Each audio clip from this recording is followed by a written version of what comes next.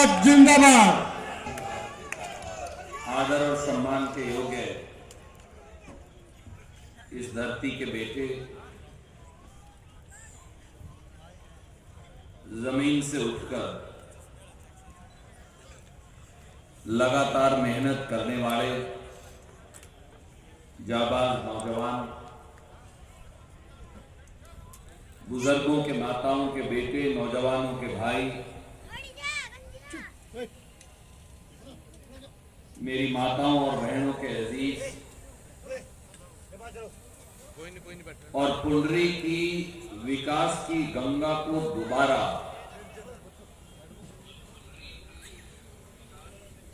एक एक गांव, एक एक कोने के अंदर ले जाने को आतुर छोटे भाई सतबीर भाणा जी,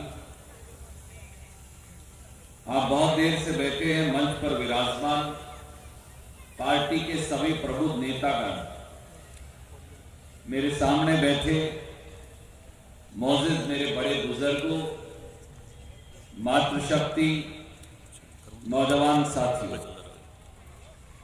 सबसे पहले तो आज बदलाव रैली के अंदर जिस जोश और होश दोनों से 36 बिरादरी के नौजवानों, बड़े बुजुर्गों, मातृशक्ति आप सब ने भागीदारी की है, मैं हाथ जोड़कर आप सबका अभिनंदन करता हूं, आप सबका वंदन करता हूं, आप सबका स्वागत करता हूं।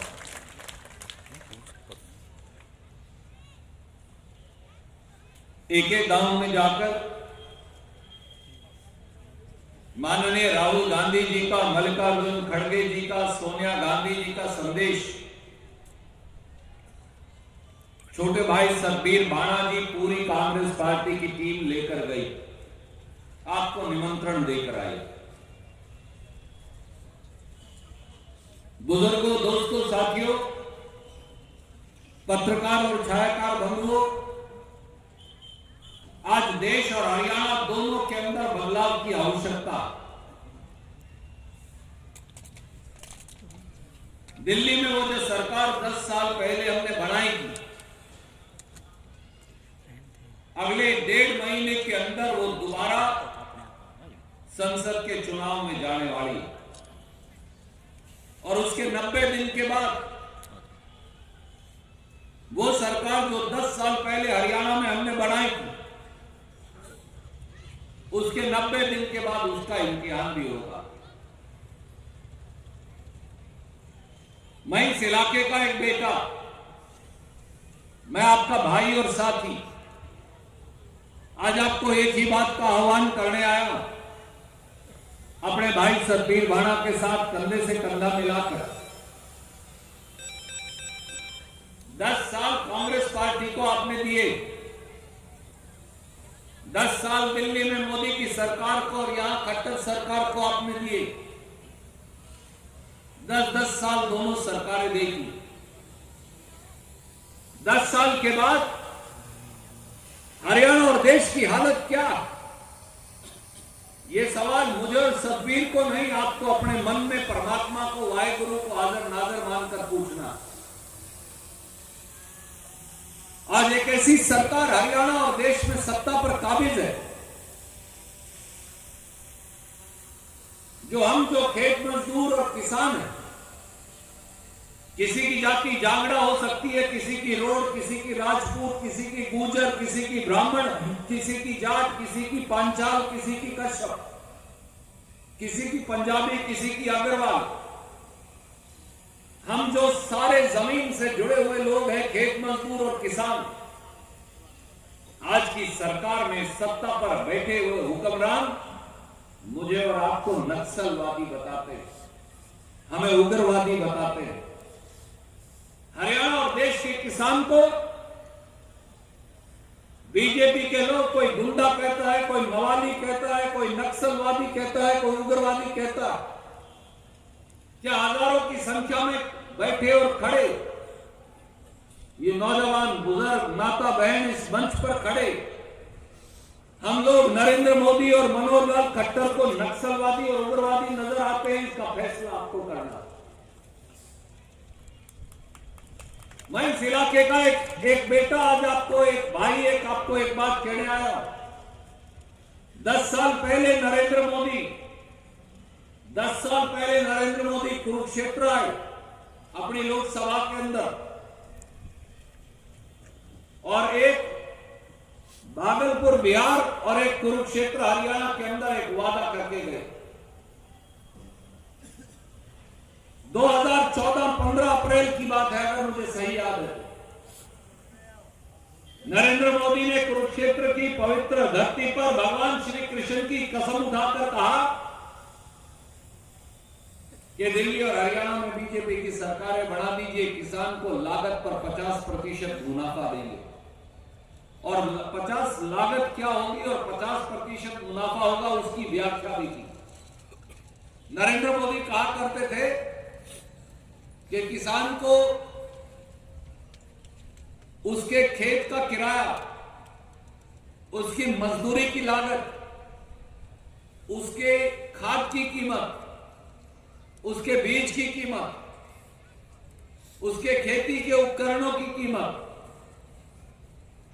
और सारा खर्चा उस पर 50% मुनाफा वो देंगे। पूरे देश के किसान ने, पूरे देश की 36 बिरादरी के खेत मजदूर ने नरेंद्र मोदी को सत्ता पर काबिज कर दिया।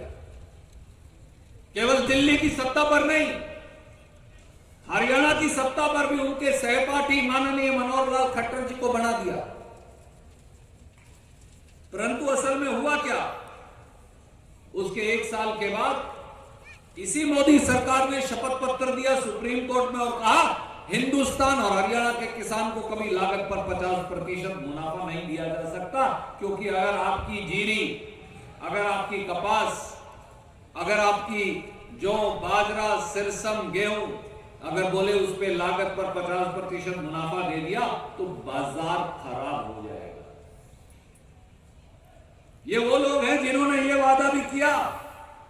हरियाणा के मुख्यमंत्री खट्टर जी ने और देश के प्रधानमंत्री नरेंद्र मोदी ने 2016 में हमसे ये वादा किया कि 2022 जनवरी तक किसान की आय दोगुनी हो जाएगी। हम सब यहां खेत मजदूर और किसान बैठे हैं। एक आदमी हिंदुस्तान के 140 करोड़ लोग और 72 करोड़ किसान और मजदूर से हाथ खड़ा करके बता दे किसी की आय दोगुनी हुई? हां, दर्द 100 गुना जरूर हो गया। ये वो लोग हैं साथियों, आज पूरे हिंदुस्तान के अंदर पिछले 10 साल में 1 लाख किसानों ने आत्महत्या की, खेत मजदूर ने आत्महत्या की, गरीब भूमिहीन मजदूर ने आत्महत्या की। इसलिए कि कर्जा चढ़ जाता है, इसलिए कि फसल नष्ट हो जाती है, इसलिए कि कभी हारी बीमारी के अंदर सारा पैसा जो बचत का वो खर्च हो जाता, आदमी करे क्या? अकेले साल 2022 में ये मोदी की सरकार ने संसद में जवाब दिया कि अकेले साल 2022 में 11,290 मजदूर और किसान ने आत्महत्या कर लिया। यानी हर 1 घंटे 1 किसान इस देश में मर जाता है। मैं आज आपसे पूछता हूं, जिस देश में पेट और पीठ एक करके देश के लिए रोटी कमाने वाला मजदूर, उसकी जात कोई भी हो, और किसान उसकी जात कोई भी हो, वो आत्महत्या पर मजबूर हो जाए, उसके मुख्यमंत्री और प्रधानमंत्री को नींद कैसे आती है? बुजुर्गों, साथियों, 27,000 रुपया हिंदुस्तान के हर मजदूर और किसान परिवार पर कर्जा है। हरियाणा में एक कर्जा 70,000 रुपया है। मैंने नरेंद्र मोदी देश के प्रधानमंत्री से सवाल पूछा, प्रधानमंत्री जी हमारा कर्जा माफ कब करोगे? सोनिया गांधी और सरदार मनमोहन सिंह ने 72,000 करोड़ का कर्जा माफ किया था खेत मजदूर और किसान ने। 72,000 करोड़। हरियाणा का 5600 करोड़ माफ हुआ था। हमारा कर्ज माफ कब होगा? तो देश के प्रधानमंत्री जवाब देते हैं, हरियाणा और देश के किसान का कर्ज माफ करने के लिए भारत और हरियाणा की सरकार के पास कोई पैसा नहीं। खट्टर सरकार से हमने हरियाणा में सवाल पूछा, देश की सरकार नहीं दे सकती, आप तो दे सकते हो, दे दो। खट्टर साहब ऐसे हाथ करते हैं, बोले कोई पैसा नहीं। मैं आज आपसे, आपके माध्यम से नरेंद्र मोदी और मनोहर लाल खट्टर से सवाल पूछता हूं, पिछले 10 साल में 15,94,000 करोड़ रुपया या 16 लाख करोड़ रुपया उद्योगपतियों का बट्टे खाते में डाल दिया, कर्जा माफ कर दिया। वो पैसा कहां से आया? बैंकों का। जो सरकार सैकड़ों उद्योगपतियों का सिर्फ जो मुट्ठी पर उंगलियों पर गिने जा सकते हैं, उनका 16 लाख करोड़ कर्ज माफ कर सकती है, तो वो गरीब रविदासिया का, गरीब वाल्मीकि का, रोड राजपूत, गुजर, जाट, ब्राह्मण, कश्यप, तेली, नाई, जांगड़ा, पांचाल, इनका कर्ज माफ क्यों नहीं कर सकती? हमारा तो कुल मिला लो पूरे देश में तो 2 लाख करोड़, 16 लाख करोड़ अगर उनका माफ हो सकता, अगर कांग्रेस 72,000 करोड़ माफ कर सकती, तो आज की सरकार माफ क्यों नहीं कर सकती? मैं ये सवाल पूछता। मेरे बुजुर्गों, साथियों, एक होती है बिरान माटी, एक होती है खरान माटी। इस सरकार ने तो हमारी रेरे माटी कर रखी है, जो तीसरे वाली होती है। अभी बारिश हुई, ओले पड़े, पूरे हरियाणा के अंदर पड़े, ये भी नहीं कि कोई कैथल, कुरुक्षेत्र या करनाल में, कई जगह तो सफेद हो गई धरती ओलों से। बिल्कुल बाढ़ जब किसान की आई हुई थी, कणक की, तब खराब होगी। सरकार यह मानती है कि 23 लाख एकड़ फसल नष्ट होगी, 23 लाख एकड़ फसल नष्ट होगी। खट्टर साहब कहते हैं पोर्टल पे अप्लाई करो, नहीं तो दूंगा नहीं। ये सरकार ऐप पोर्टल खेलती है। परिवार पहचान पत्र हो, पोर्टल पे अप्लाई करो। हमें अपने परिवार का पहचान पत्र क्यों चाहिए? आपको अपनी धर्म पत्नी, अपनी छोरी, अपना छोरा, अपने मां, अपने बाप की पहचान क्यों चाहिए? आज तक तो राशन कार्ड हुआ करता था, जब से हम जामिया देखते आए, उसी में सारे परिवार का नाम लिख दिया जाता है। ये जितने कुंडरी वाले हमारे साथी हैं, इनसे पूछ लीजिए, प्रॉपर्टी आईडी के नाम पर इनको कितने पैसे से हर रोज लूटा जाता है। और ये पहली सरकार है हिंदुस्तान की, हरियाणा की, जिन्होंने खेती पर टैक्स लगा दिया। तेरी खाद पर 5% टैक्स, तेरी कीटनाशक दवाई पर 18% टैक्स, खेती के उपकरणों पर 12% टैक्स।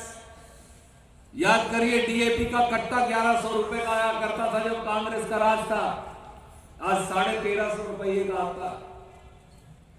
यूरिया के कट्टे में खाद चोरी करने वाली एक बार नहीं, 2-2 बार ये पहली सरकार है, बीजेपी और जेजेपी की, और बीजेपी की भी। याद करिए, पहले अपना 50 किलो का कट्टा 45 किलो का किया। ये बोले ये नीम कोटेड यूरिया, वो तो सरदार मनमोहन सिंह ने चालू करी थी, उसने तो निकाटे। अब न्यू कहते हैं एक और कोटेड यूरिया देंगे, उसमें 5 किलो और कम करेगा, 45 वाला 40 किलो करने लगे। रेट कोई कम नहीं है, रेट वही। 56 रुपए लीटर डीजल हुआ करता था 2014 में, जब कांग्रेस का राज था। मेरी माता बहन बैठी हैं, किसान भाई बैठे, मजदूर भाई बैठे, 56 रुपया लीटर था, आज 90 रुपये लीटर है। 90 रुपये लीटर है।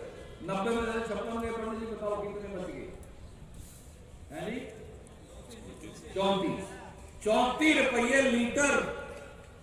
10 साल के अंदर रेट बढ़ा दिए डीजल के, 34 रुपये लीटर। ये 350 लीटर का लगभग अगर अपना खर्चा होता हो तो 350 जब 34 कितने बने पंडित जी? मेरा है ना, इसने मेरा इतने का भागा तो फिर हम सीए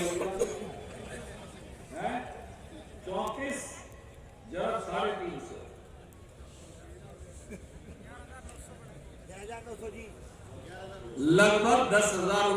11,000 रुपए होते हैं। इतना तो मुझे भी पता है, 11,900 रुपए होते हैं। अब आप मुझे बताओ, एक किले के साथ 12,000 रुपये तो हमारी ओर से सिर्फ डीजल के लिए निकाल रहे साल में, एक किले के साथ। डीएपी का कट्टा, यूरिया का कट्टा, खाद, बीज, टायर, मशीन, कीटनाशक, इन सबको जोड़ लेना 25 से 30,000 रुपया किला टैक्स अतिरिक्त लेने लगे। 30,000 रुपया किला फिर से अतिरिक्त टैक्स ले रहे। पहले कहते थे 100 रुपए तुम्हारे छोड़ दिए, ताली बजाओ। ये मेरी बेबे बैठी, मेरी माँ बैठी, अपनी बहू बैठी, बेटियां बैठी, इनसे पूछ के देख लो। जब सरदार मनमोहन सिंह, सोनिया गांधी और कांग्रेस का राज था तो सिलेंडर 400 रुपए का था 2014 तक। वे गलत तो नहीं कह रहे। वो सिलेंडर 1150 का किया। फिर 5 महीने पहले मोदी बोला 100 रुपए छोड़ दिए, ताली बजाओ। ये बहुत बढ़िया। एमयू का 100 और छोड़ दिए, ताली बजाओ। ये बढ़िया। मेरी रोज में 500 रुपए हो वो निकाल ले, फिर 10 उल्टे दे दे, बोला 10 दे दिए, ताली बजाओ, 10 और दे देता हूं। बहुत बढ़िया। 480 कर जाओगे। 400 रुपए का सिलेंडर था, आज भी 900 का सिलेंडर है। अगर 200 काट भी दूं, 900 रुपये का सिलेंडर है। ने कहते ताली बजाओ। ये सारी दालें जो हैं, ये मेरी बेबे रोज लेकर आती है बाजार से। दालें आती थी 60 और 70 रुपए किलो, आज आती है 150 रुपये किलो। आटे का क्या भाव था, आज क्या भाव है। बेसन का क्या भाव था, आज क्या भाव है। राजमा का क्या भाव था, आज क्या भाव है। मसालों का क्या भाव था, आज क्या भाव है। अकेले जीरे का रेट भी अगर आप आंकलन करके देख लो तो 300% बढ़ गया। चाय की पत्ती 70 रुपए किलो आती थी, जब से चाय वाला प्रधानमंत्री बना वो 150 से 300 रुपए पहुंचा दी। कैसे जिए गरीब आदमी, कैसे जिए बैकवर्ड क्लास, कैसे जिए वाल्मीकि, कैसे जिए रविदासिया, कैसे जिए किसान, कैसे जिए दुकानदार। और हमारी मंडियों पे ताला लगा रहे। ये बैठे भाई धान मंडी में पिछले 2.5 साल से कोई बिक्री नहीं हुई। सारे दुकानदार ताला लगाए बैठे। जयपुरी मंडी वाले हमारे भाइयों से पूछ लेना। सारे किसानों को अपने जिन्स लेकर अडानी के गोदाम में जाना पड़ता है। अगला नंबर कुंडरी मंडी का। मैं अभी पत्रा देख के जाने लग रहा हूं। जानता तो नहीं पत्रा देखना, पर मैं इनका फटर होगा जरूर जानू। पत्रा देखना एक करेंगे। अगला नंबर कुंडरी मंडी का, फिर करनाल और पानीपत वालों का। क्यों? पानीपत और करनाल के बीच में अडानी के 200 एकड़ का गोदाम बना दिया, उसी तरह का जो अपने अडानी बना। पूरे करनाल की भी फसल खरीद इस चुनाव के बाद बंद करेंगे और फिर पूरे हरियाणा की करेंगे।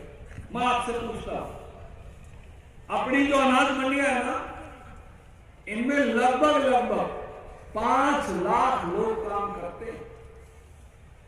अकेले आड़तियों को मत देखो। आड़ती के दुकान पे 4 कारिंदे हैं। कोई मुनीम है, कोई तुलाई वाला, कोई उठाई वाला, कोई मातर साथी सीजन के अंदर 2 पैसे जिन्स कमा लेता, अपने सीजन की कणक इकट्ठी करके ले जाता मजदूरी करके। परंतु सबकी सारी मंडियों के ऊपर ताला लगाने का काम है। और मुझे एक बात बताओ, ये अपने जो किसान भाई हैं, ये तो खनौरी बॉर्डर पर बैठे पंजाब में, एक शंभू बॉर्डर के पीछे बैठे। दिल्ली से तो 200 किलोमीटर दूर है। खट्टर साहब ने और दुष्यंत चौटाला ने क्या रखा, कील गार्ड रखी है दिल्ली वाले बॉर्डर के ऊपर। क्यों भाई? वो बॉर्डर बंद कर रखा, 200 किलोमीटर आप गए, ये तो पीछे बैठे। और 378 दिन पहले बैठे, 378 दिन बैठे होंगे। पत्रकार साथी गवाए किसी चिड़िया के पत्थर मारे उन्होंने। फिर तुम हमारी तरफ बंदूक के लिए क्यों खड़े हो? और हमारे बेटों की बंदूक के नश्तर क्यों बिछा रखे हैं? पत्थर क्यों बिछा रखे हैं? रास्ते क्यों बंद कर रखे हैं? क्या ये उग्रवादी हैं या दिल्ली पे कब्जा करने जाने लग रहे हैं? क्या मुझे मेरी सरकार के पास फरियाद लेकर अपने प्रधानमंत्री या मुख्यमंत्री के पास फरियाद लेकर जाने की इजाजत नहीं? याद करिए, राजीव गांधी प्रधानमंत्री थे, महेंद्र सिंह टिकैत किसानों का लीडर थे, आज है नहीं, जिंदा नहीं है, स्वर्गवास हो गया। 1 लाख किसानों को लेकर दिल्ली आ गए, पंजाब, हरियाणा, यूपी के। राजीव गांधी जी ने कहा सारे दरवाजे खोल दो।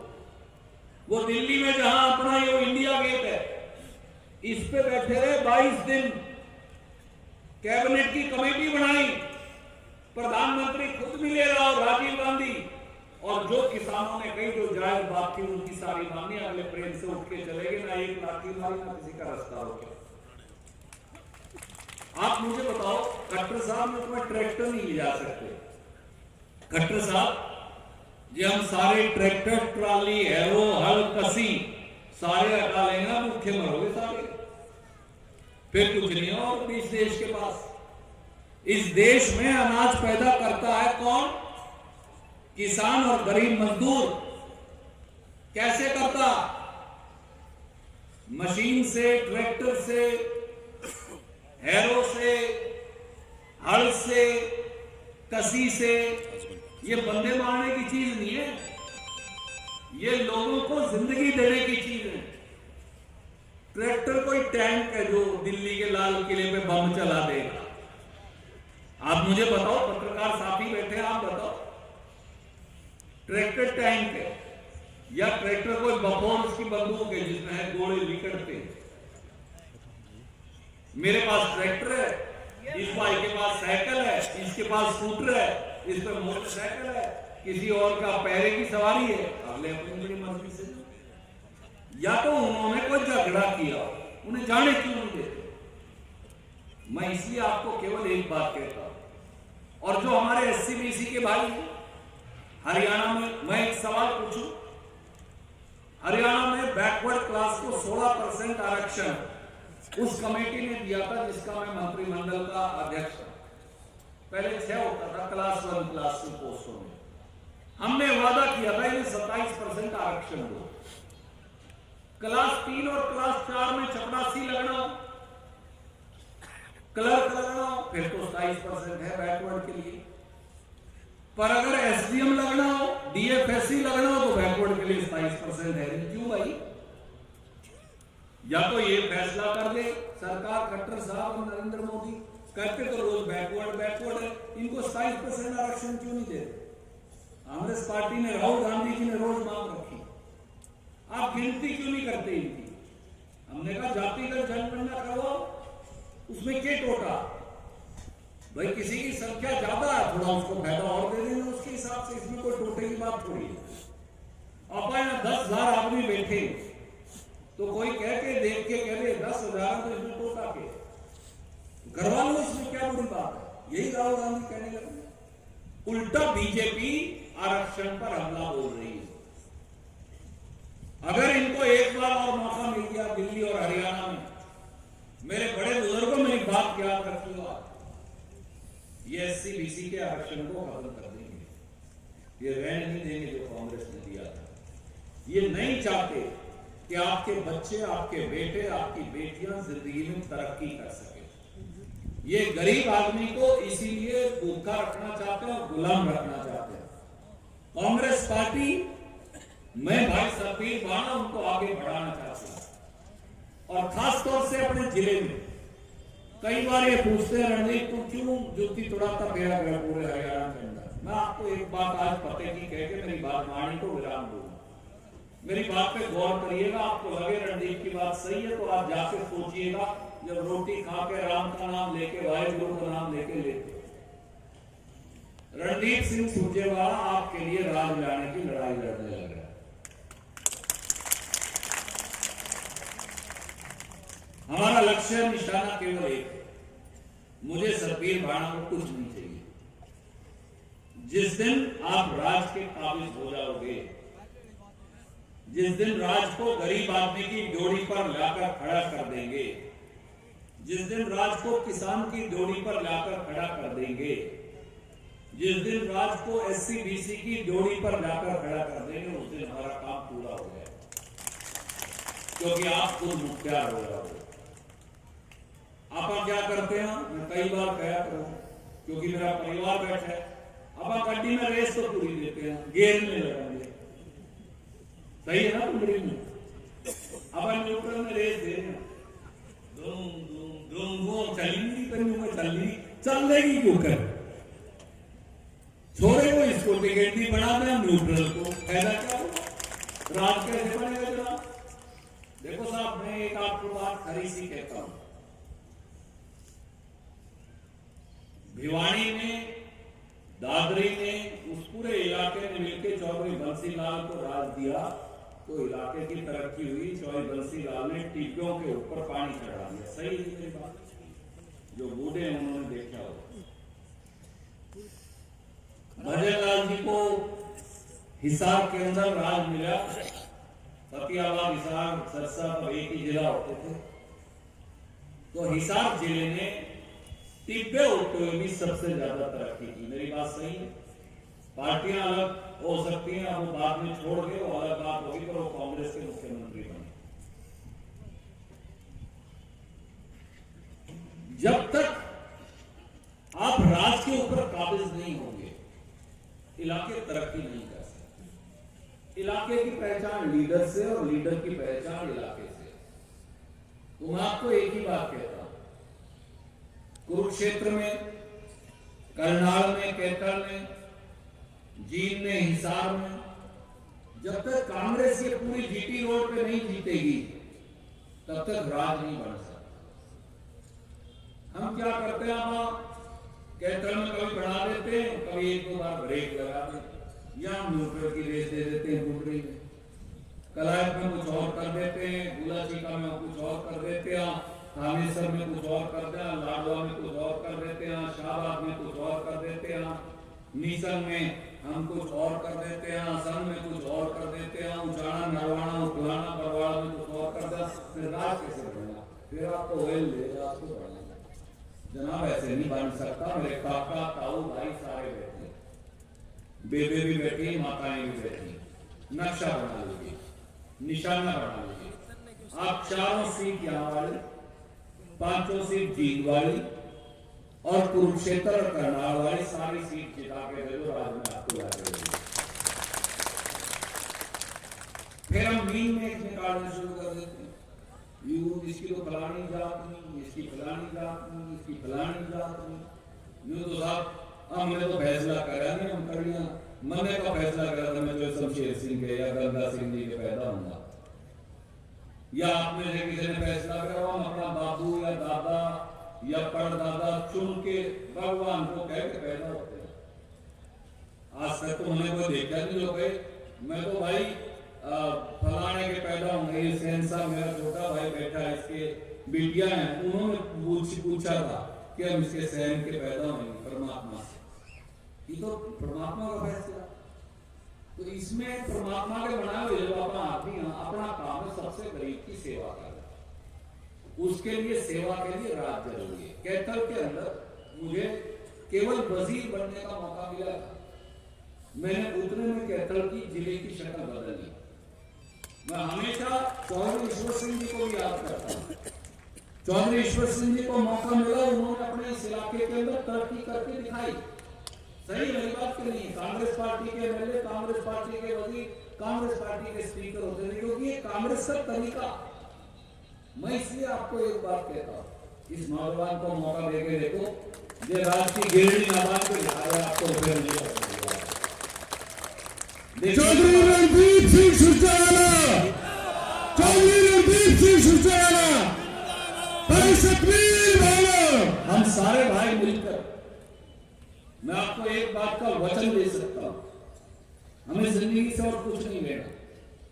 अगर हम इन सारे चेहरों पर, और वो चेहरे जो यहाँ है नहीं, वो चेहरे जो कुछ हमारे खिलाफ नहीं, अगर हम सब चेहरों पर मुस्कुराहट ला सके, अगर हम कुंडरी को, गुलाचीका को, कलायत को, कैथल को, थानेसर को, शाहबाद को, असंध को, नीसन को, नरवाना को, उकलाना को, बरवाड़ा को, नारनौल को, अगर हम इन सारे इलाकों को वैसा ही बना सके जैसे बाकी हरियाणा है, तो उसी दिन हरियाणा बदल जाएगा और उस दिन आपका राज भी आ जाएगा। तो बस मेरा आपसे एक ही अनुरोध है, मेरी बात अगर आपको लगे खरी तो आज शाम को जरूर जब रोटी खा के परमात्मा का नाम लेके खटोली पे खाट के ऊपर लेके मेरी बात पर गौर करिए। लोकसभा के अंदर इंडिया अलायंस का कैंडिडेट सुशील गुप्ता खड़े हैं, मैं उनको कहा था वो आके गए, उसको आके जाना। अपने को लोकसभा भी जीतनी है, अपने को विधानसभा भी जीतनी है, 2 पर्ची देनी है बस। वो बड़ा औखा काम नहीं है। मैं जो भी नहीं कहना मेरे किले बात आई हो तम जाके, मैं नहीं कह रही बात माने जरूर है कि मैं काम कर पाता हूँ केस में, पर मैं ये भी नहीं कहता कि मेरे किले बात आई हो या दवाई गेट का आई हो या छिड़काव कर का आई हो या पानी दे का आई हो, सवेरे जाके ना 2 बार बटन दाबने, एक बार एमपी